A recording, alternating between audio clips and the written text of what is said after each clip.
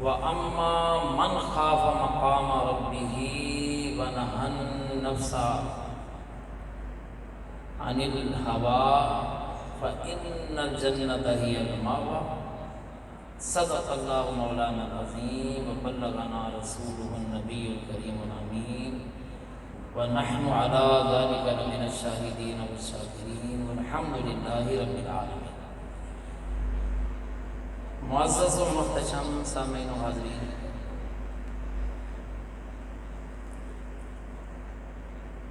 ہر بندہ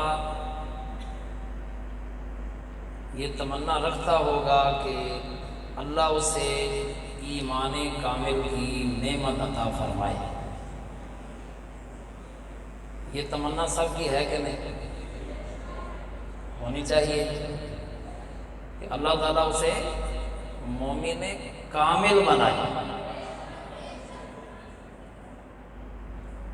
جب وہ مومن کامل ہوگا تو اس کے دل میں اللہ کا ڈر پیدا ہوگا۔ ہر مقام پہ کوئی بھی عمل کرنا چاہے گا تو برائی کے راستے سے اپنے آپ کو بچائے گا، اللہ سے ڈرتے ہوئے۔ اور قرآن کا یہ بیان ہے کہ جو اللہ سے ڈرتا ہے اور اپنی نفسانی خواہشات کی پیروی سے بچتا ہے فَإِنَّ الْجَنَّةَ هِيَ الْمَأْوَىٰ، اس کا ٹھکانہ جنت ہے۔ مومن کامل بندہ کب بنتا ہے؟ حضور کا ایک فرمان بہت غور سے آپ سن لیں، پوری زندگی کے لیے اپنے دل میں بٹھا لیں۔ حضور کے فرمان سے پتہ چلتا ہے کہ مومن کامل کب ہوتا ہے۔ حضور نے فرمایا من احب للہ،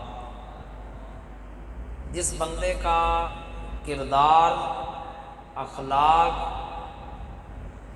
اور رویہ ایسا ہو کہ وہ کسی سے محبت کرتا ہے تو وہ محبت بھی اللہ کے لیے کرتا ہے۔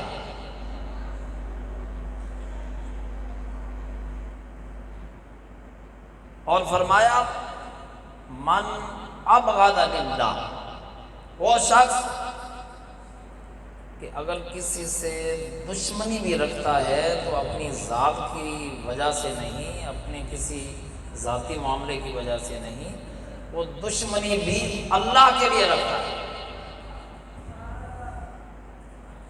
وَآتَى لِلَّهِ، اور جب کبھی وہ کسی کو کچھ عطا کرتا ہے، کچھ دیتا ہے تو اس وقت بھی وہ اللہ کی رضا کے لیے دیتا ہے۔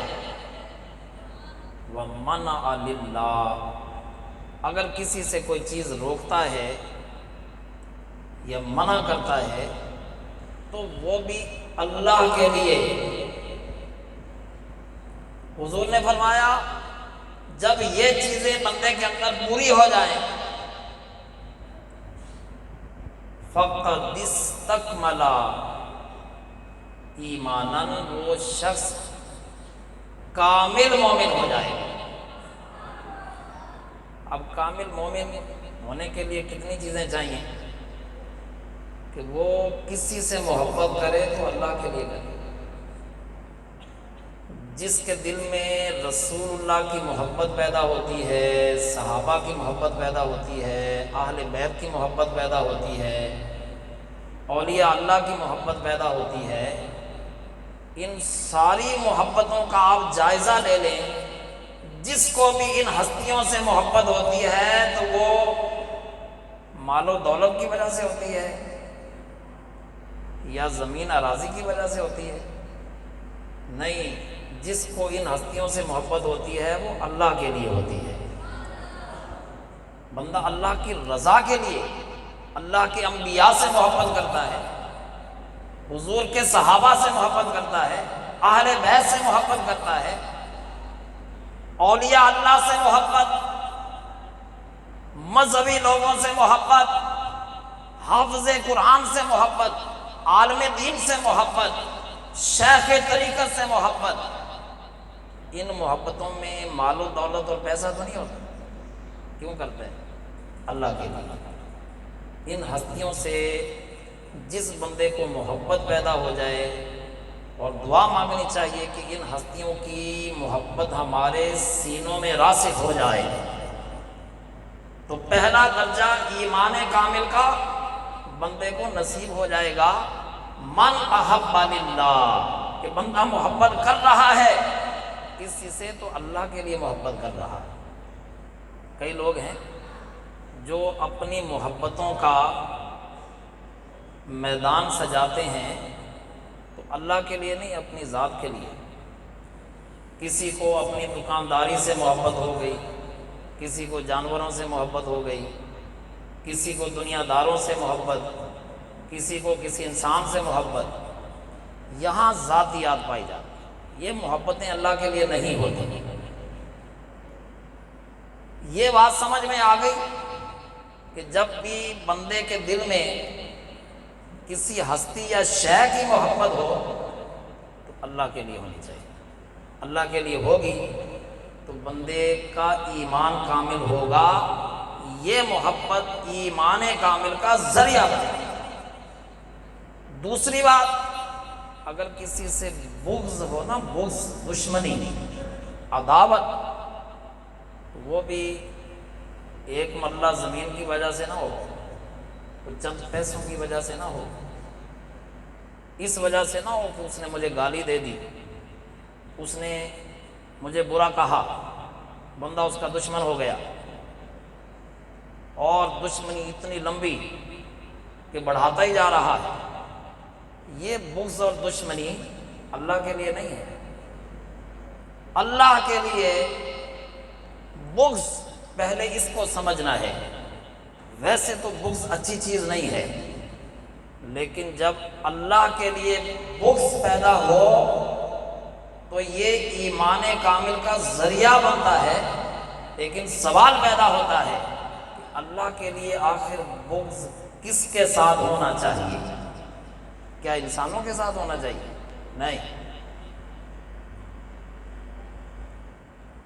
اللہ کے لیے بغض اس سینے میں آئے تو صرف نفس اور شیطان کے لیے آئے، کیونکہ یہ دونوں انسان کے دشمن ہیں۔ شیطان بھی انسان کا دشمن ہے، نفس بھی انسان کا دشمن ہے۔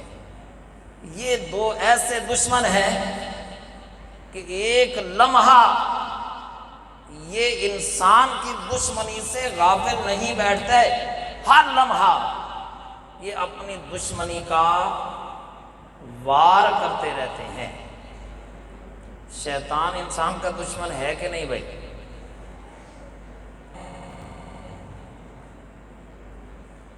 اور نفس امارہ بھی انسان کا دشمن ہے۔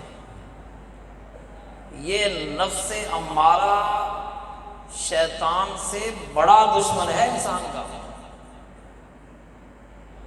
کیسے بڑا؟ آپ غور کریں، جب حضرت آدم علیہ السلام کو سجدہ کرنے کا اللہ کی طرف سے حکم ہوا، سب فرشتوں نے کیا، کس نے نہیں کیا تھا؟ ہے پتہ؟ شیطان نے نہیں کیا۔ اور یہ پتہ ہے کہ آدمی جب نافرمانی کرتا ہے تو نافرمانی ویسے نہیں کرتا، اس سے کوئی ورغلاتا ہے تو وہ نافرمانی کرتا۔ اب سوال پیدا ہوتا ہے کہ اس موقع پر اور تو کوئی شیطان تھا نہیں، پھر اس شیطان کو کس نے نافرمانی پر برانگیختہ کیا؟ آخر اس نے کیوں نافرمانی کی؟ کس نے ورغلایا؟ اس وقت اور کوئی شیطان نہیں تھا۔ تو عزیزو، اس وقت شیطان کو کس نے ورغلایا؟ اس کے نفس نے ورغلایا تھا۔ پتہ چلا کہ نفس شیطان سے بھی بڑا خطرناک ہے، جس نے عزازیل کو شیطان بنا دیا، وہ پھر شیطان سے بڑا زیادہ خطرناک ہوگا کہ نہیں ہوگا، کہ جس نے شیطان کو بھی نہیں چھوڑا؟ شیطان بھی اس کی وجہ سے شیطان بنا۔ اس دشمن کو لوگ پہچانتے نہیں ہیں۔ یہ دشمن بندے کے اندر ہے۔ نفس کہاں ہے؟ بندے کے اندر ہے، اور اندر ہو کر بندے کے اندر کے سارے معاملات کو جانتا ہے۔ ایسا دشمن انسان کا، جو انسان کے اندر رہتا ہے اور انسان کے سارے معاملات کو جانتا ہے، حتیٰ کہ اس کی سوچ، اس کی پسند کو بھی جانتا ہے۔ اور جو دشمن اپنے دشمن کے معاملات کو جانتا ہو تو وہ اس پر آسانی سے حملہ کر سکتا ہے۔ عزیزان گرامی، شیطان کے بارے میں قرآن پاک میں ہے ان قید الشیطان کان ضعیفا، شیطان کا مکر کمزور ہے، شیطان کا مکر کمزور ہے، لیکن نفس کا مکر شیطان کی طرح کمزور نہیں، بہت بڑا ہے۔ اس کے بارے میں قرآن پاک میں آتا ہے ان کیدکن عظیم، وہ عورتوں کو کہا گیا کہ اے عورتوں تمہارا مکر، اور ان کا مکر نفس کی وجہ سے تھا۔ کس کی وجہ سے تھا؟ نفس کی وجہ سے۔ کہا کہ تمہارا مکر عظیم ہے، بڑا ہے۔ تو پتہ چلا قرآن یہ کہہ رہا ہے کہ یہ جو نفس کا مکر ہے، نفس کی دشمنی ہے، نفس کا خطرہ ہے، یہ شیطان سے بھی زیادہ ہے۔ جو بندہ ان دو دشمنوں کے ساتھ دشمنی قائم کر لے وہ مومن کامل ہو جائے گا، اور جو ان کی دشمنی کو جانے ہی نہ، اس کے رشتہ دار دشمن، بھائی دشمن، دوست دشمن، لیکن یہ نفس اور شیطان اس کے دوست، ہر لمحہ ان کی فرما برداری میں گزارتا ہے۔ جہاں کہیں لوگوں میں جنگ لگی ہو، لڑائی جھگڑا ہو رہا ہو، تو سمجھ جائیں یہاں یہ لڑائی جھگڑا کس نے ڈلوایا ہے؟ شیطان نے یا نفس نے؟ عزیزو، یہ جو ہے نا من ابغض للہ، جس نے اللہ کے لیے بغض کیا، تو یہ بغض شیطان کے ساتھ رکھنا، نفس کے ساتھ رکھنا، یہ بندے کو مومن کامل بناتا ہے۔ اس سے پتہ چلا کہ ہمیں لازمی طور پر یہ سمجھنا پڑے گا کہ ہمارے دو دشمن کون سے ہیں جو ہمیں ہر لمحہ نقصان پہنچانے کی کوشش کرتے ہیں، حتیٰ کہ بندے کی آخری سانس تک یہ بندے سے غافل نہیں رہتے، اسے نقصان پہنچاتے ہیں۔ حضرت امام احمد ابن حنبل رحمۃ اللہ تعالی علیہ، ان کا وقت وصال آیا، نزا کا وقت تھا، تو آپ کے جو شاگرد قریب بیٹھے تھے اونچا اونچا کلمہ پڑھنا شروع ہو گیا کہ ہمارے استاد ہماری اونچی آواز سے کلمے کی آواز کو سنیں گے تو تلقین ہو جائے گی اور ان کی زبان پر بھی کلمہ جاری ہو جائے گا۔ شاگرد پڑھیں کلمہ اونچی آواز سے، لا الہ الا اللہ محمد الرسول اللہ، لیکن ان کی زبان پہ آئے لا، بس آگے نہ بڑھیں۔ وہ شاگرد بہت پریشان اور حیران، وقت کے امام تھے، تہجد گزار اور علماء کے استاد، تو یہ کیا ماجرا ہے کہ زبان پر صرف لا آ رہا ہے، پورا کلمہ نہیں پڑھا جا رہا۔ تھوڑی دیر میں ان کی طبیعت سنبھل گئی، تو شاگردوں نے پوچھا کہ حضور ہم اونچا اونچا کلمہ پڑھ رہے تھے اور آپ کی زبان سے صرف لا نکلتا تھا، تو فرمایا کہ جب میرے آخری سانس سے یہ حالت اور کیفیت مجھ پر طاری ہوئی تو شیطان سامنے آ گیا۔ وہ کہہ رہا تھا کہ اے امام احمد ابن حنبل، تمہاری دین کی خدمت تمہیں بچا گئی، تمہارا علم تمہیں بچا گیا، وگرنہ میں نے بہت علم والوں کو اور تقوی والوں کو گمراہ کیا ہے۔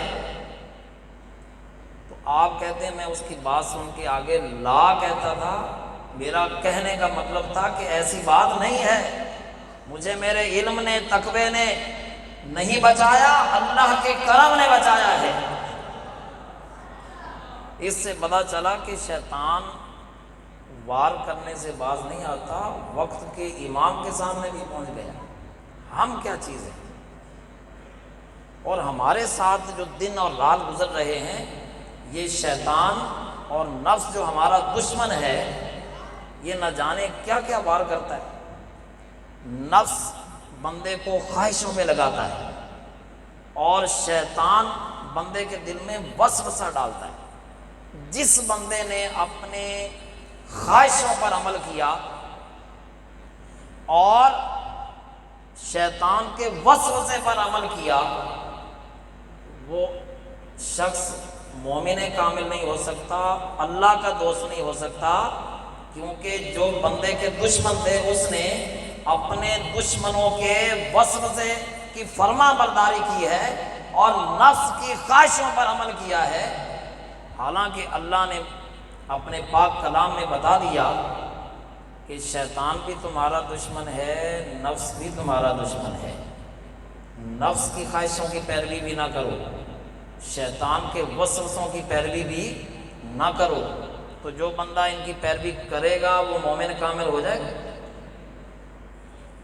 کون مومن کامل ہوگا؟ جو ان کے وسوسوں کی پیروی نہ کرے، جو نفسانی خواہشات پر عمل نہ کرے، وہ مومن کامل ہوگا۔ اس لیے قرآن پاک میں وَأَمَّا مَنْ خَافَ مَقَامَ رَبِّهِ، جو اللہ کے سامنے کھڑے ہونے سے ڈرا۔ یہ دل میں ڈر کب پیدا ہوتا ہے؟ جب بندہ نفسانی خواہشات سے اپنے دل کو پاک کر لیتا، جب شیطانی وسوسوں سے اپنے آپ کو دور کر لیتا۔ عزیزو، یہ ایسا دشمن ہے، حضور علیہ الصلوۃ والسلام نے فرمایا کہ جب آدمی غافل ہوتا ہے نا اللہ کے ذکر سے، تو شیطان فوراً اس کے دل میں وسوسہ ڈالنا شروع کر دیتا ہے، مختلف کاموں میں اٹھانا شروع کر دیتا ہے، اور جیسے ہی بندہ اللہ کا ذکر کرنا شروع کرتا ہے، حضور نے فرمایا فوراً شیطان پیچھے ہٹ جاتا ہے۔ اس دشمن سے بچنے کا ذریعہ اللہ کا ذکر ہے۔ اور صوفیہ فرماتے ہیں کہ جب بندے کی کسی سے دشمنی ہو نا، تو اپنے دشمن سے چوکس رہنا چاہیے، تیار رہنا چاہیے۔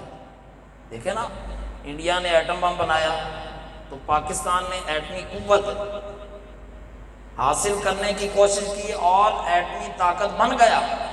اب بن گیا تو وہ دشمن ڈرتا ہے حملہ کرنے سے، کیونکہ یہ بھی ایٹمی طاقت ہے۔ اس کا مطلب یہ ہوا کہ جتنا قوت والا دشمن ہے، اس طرح کی قوت اپنے اندر بھی پیدا کرنی پڑتی ہے۔ اب وہ دشمن شیطان بندے کے دل میں وسوسہ ڈالتا ہے اور بندے کا نفس اس کے اندر خواہشیں پیدا کرتا ہے۔ اب ان چیزوں کو توڑنے کے لیے ہمارے پاس کیا قوت ہونی چاہیے، کیا اسلحہ ہونا چاہیے کہ یہ دشمن ہمارے قریب نہ آئے، ہم سے دور ہو جائے، اس کی طاقت جو ہے وہ ختم ہو جائے، ہم اس کے مقابلے میں زیادہ قوت والے ہو جائیں۔ تو بزرگان دین نے بڑا آسان سا نسخہ بتا دیا کہ اگر بندہ 3 ہتھیار اپنے پاس ہر وقت رکھے تو اس سے شیطان دور رہے گا اور نفس بھی اس پر غالب نہیں آئے گا۔ وہ 3 ہتھیار کیا ہیں؟ کم بولنا، کم کھانا اور تنہائی اختیار کرنا۔ شیخ فرید الدین عطار کہتے ہیں کہ یہ جو کم بولنا ہے، یہ شیطان کے مقابلے میں خنجر سے کم نہیں ہے، کم کھانا یہ شیطان کے مقابلے میں تلوار سے کم نہیں ہے، اور تنہائی اختیار کرنا یہ نیزے سے کم نہیں ہے۔ گویا جو آدمی کم بولتا ہے اور کم کھاتا ہے، تنہائی اختیار کرتا ہے، اس کے پاس تینوں ہتھیار ہیں، شیطان اس سے دور رہے گا، نفس اس پر غالب نہیں آئے گا۔ جو زیادہ کھائے گا، زیادہ بولے گا تو کیا ہوگی؟ غیبت ہوگی، دل آزاری ہوگی، اس زبان سے فضول گفتگو نکلے گی۔ وہ جو کہا نا حضور علیہ السلام نے، من صامت نجا، جو خاموش رہا وہ کیا؟ نجات پا گیا۔ اور جو زیادہ بولتا ہے اس سے گناہ سرزد ہوتے ہیں۔ ہاں زیادہ بولے تو اللہ توفیق عطا فرمائے، تو وہ زیادہ اس زبان سے اللہ کا ذکر کرے، اس زبان سے درود شریف پڑھے، اس زبان سے خیر کی بات کرے۔ اگر خیر کی بات کرے تو وہ اس کے لیے نجات کا ذریعہ ہوگا۔ عزیزان گرامی، اللہ کا ذکر جہاں ہوتا ہے شیطان بھاگ جاتا ہے۔ حدیث پاک میں آتا ہے جب اذان ہوتی ہے نا، مؤذن اذان دیتا ہے تو شیطان دوڑ جاتا ہے، جہاں تک مؤذن کی آواز جاتی ہے وہاں تک دوڑ جاتا ہے۔ کیوں دوڑتا ہے؟ کیونکہ وہ جب اللہ کا نام سنتا ہے تو وہاں ٹھہر نہیں سکتا۔ اللہ اکبر، جیسے ہی اللہ کا نام سنتا ہے بھاگ جاتا ہے۔ جو شخص اپنے آپ سے شیطان کو دور رکھنا چاہے اور اس کے وسوسوں سے بچنا چاہے، وہ اللہ کا ذکر کرے۔ اللہ کا ذکر کرنے سے دل کے اندر نورانیت پیدا ہوتی ہے، پھر شیطان کے وسوسے دل میں نہیں ٹھہرتے۔ اللہ کے ذکر سے بندے کا دل صاف ہوتا ہے اور اللہ بندے کے دل میں تسکین، سکون نازل فرماتا ہے، نتیجتاً اس کو اطمینان قلب کی نعمت حاصل ہوتی ہے اللہ کے ذکر سے۔ اللہ کا ذکر جہاں ہوتا ہے وہاں ملائکہ کا نزول ہوتا ہے، اور حلقہ ذکر کو فرشتے اس طرح حلقہ بنا کے ڈھانپ لیتے ہیں، اور سکینہ اس محفل پر نازل ہوتی ہے جہاں اللہ کا ذکر ہوتا ہے۔ عزیزان گرامی، آج کے پورے بیان کا خلاصہ کہ ہمیں اگر مومن کامل بننا ہے تو اپنے دشمنوں کا خیال کرنا پڑے گا، اور دشمن کون ہے؟ نفس اور شیطان۔ سمجھنا پڑے گا کہ ہمارے دشمن یہ ہے، انسان ہمارے دشمن نہیں۔ ایک بزرگ کے بارے میں آتا ہے، کسی نے آ کر کہا کہ جناب وہ فلاں بندہ آپ کے خلاف باتیں کر رہا تھا، وہ آپ کا دشمن ہے۔ کہا کہ بھائی اس دشمن کو بعد میں دیکھ لیں گے، پہلے میں اپنے دو دشمنوں سے نمٹ لوں۔ وہ کہنے والا بڑا حیران ہوا، میں سمجھ رہا تھا یہ دشمن ہے، حضرت صاحب کے تو دو دشمن اور بھی ہیں۔ پوچھا وہ کون سے دشمن ہیں؟ تو بتایا بھائی میرے دو دشمن وہ ہیں جو رب نے بیان کیے ہیں، رسول اللہ نے بتائے ہیں کہ وہ انسان کے دشمن ہیں اور کھلے دشمن ہیں۔ وہ کون سے ہیں؟ شیطان اور نفس۔ کہا کہ پہلے میں ان کا حل کر لوں، ان دشمنوں سے نمٹ لوں، پھر وہ تیسرا جو دشمن تم بتا رہے ہو بعد میں اسے دیکھ لوں گا۔ لیکن ہمارا آج رویہ کیا؟ ہم کہتے ہیں کہ ہمارا کوئی دشمن ہے تو پہلے ہم اس سے نمٹ لیں، شیطان کو چھوڑ دیں۔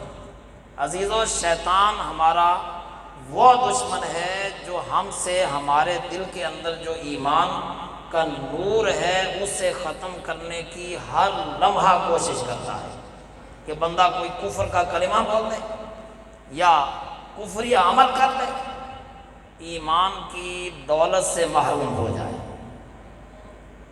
دنیا کے دشمن ہم سے ایمان نہیں چھین سکتے، مال چھین سکتے، لیکن مال اگر کوئی چھین لے تو یہ بڑا نقصان نہیں ہے، اگر کوئی ہم سے ہمارا معاذ اللہ ایمان چھین لے، یہ سب سے بڑا نقصان ہے۔ کیا خیال ہے؟ اور ہم سے ہمارا ایمان چھیننے کی ہر لمحہ کوشش کون کر رہا ہے؟ بولیں۔ پوری گفتگو کے بعد اب آپ کی آواز آئی ہے تو میں سمجھاؤں کہ ان دو دشمنوں کی نشاندہی ہر ایک کو ہو گئی، اور اب ان دشمنوں کو دشمن سمجھنے کی ایک بڑی گہری مہم شروع کر دیں کہ ان دشمنوں سے ہم نے اپنے آپ کو بچانا ہے۔ اور کس سے بچانا ہے؟ اللہ کے ذکر سے بچانا ہے۔ انشاءاللہ مختصر ذکر ہوگا، اور ذکر میں کلمہ طیبہ جس کو حضور علیہ الصلوۃ والسلام نے فرمایا کہ افضل الذکر لا الہ الا اللہ،